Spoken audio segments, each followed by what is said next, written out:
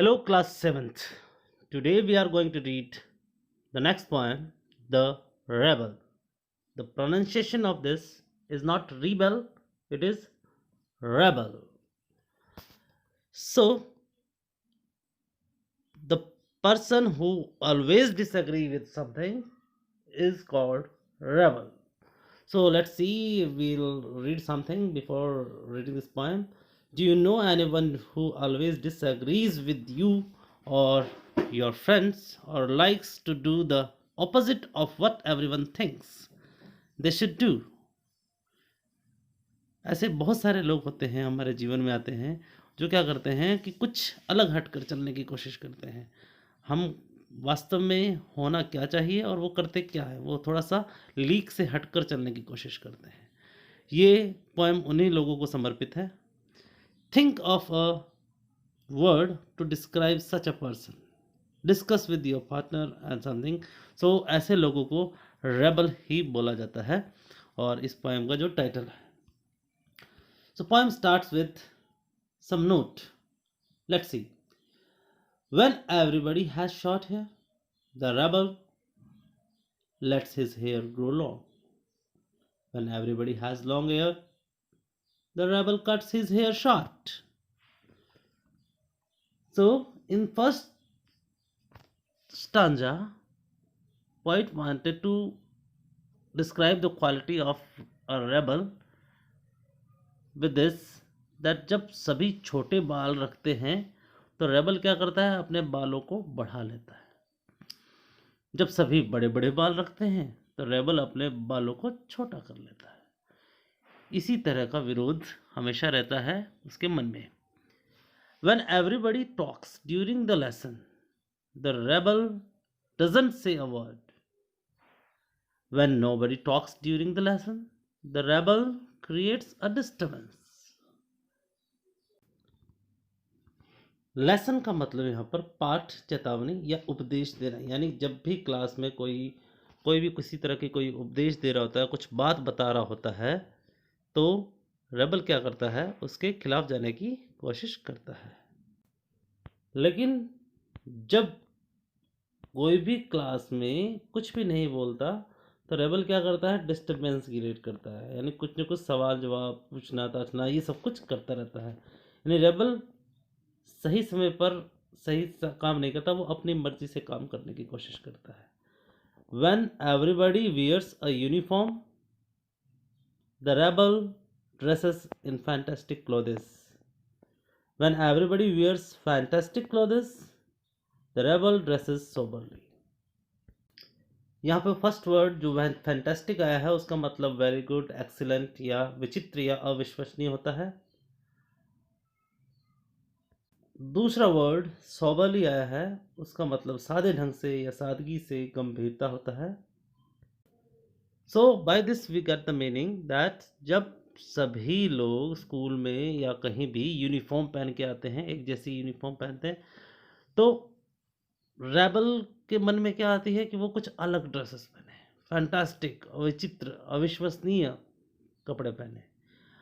और जब सभी अविश्वसनीय कपड़े पहनते हैं तो रेबल के दिमाग में क्या आती है कि वो सीरियस कपड़े पहने, गंभीर कपड़े पहन के आ जाए।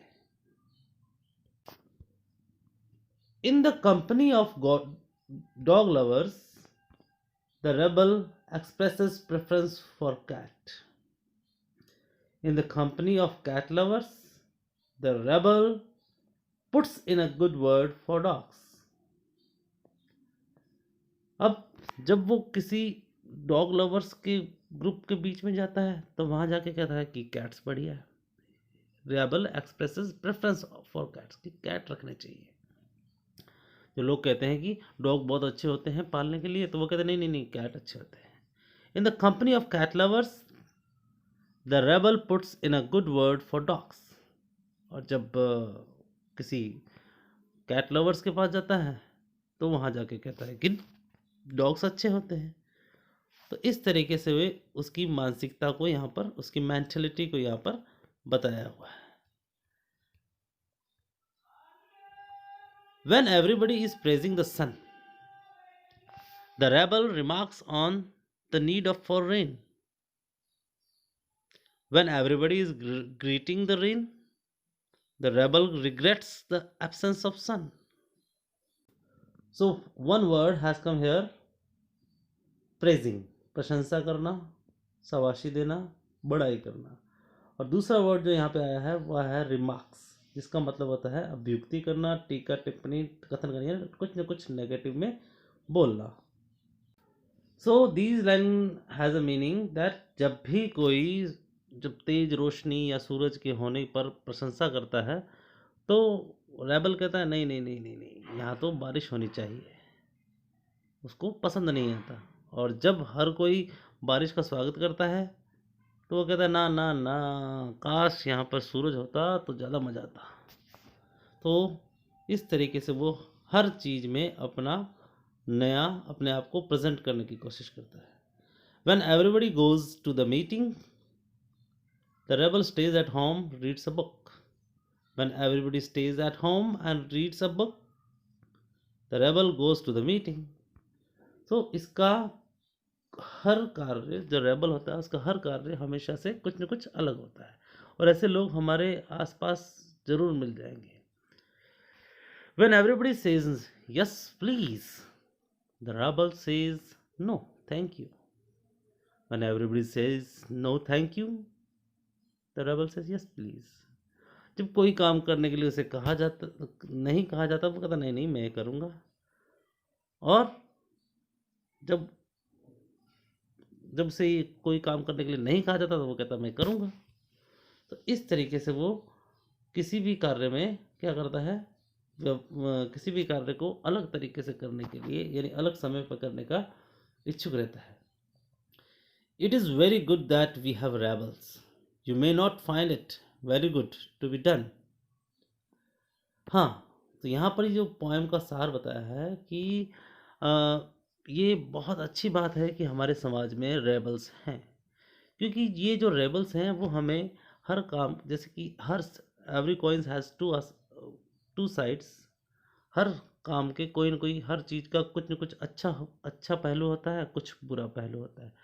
तो रेबल्स के होने से हमारे पास एक कंपटीशन बना रहता है, एक डर बना रहता है। नहीं तो कोई भी काम, सभी काम एक जैसा ही करते जाएंगे तो नए की कोई जगह नहीं बचेगी। इसीलिए समाज में ऐसे रेबल्स का होना आवश्यक है। लेकिन यहाँ पर रेबल बनना इतना आसान नहीं है। और जब भी ये लास्ट लाइन में लिखा, you may not find it very good to be done one, और आप खुद को जब रेबल बनने की बारी आएगी, रेबल बनने के जब प्रयास करोगे तो आपको खुद ये बहुत ही मुश्किल लगेगा। DJ एनराइट इसके पॉइंट का नाम है। Thank you very much.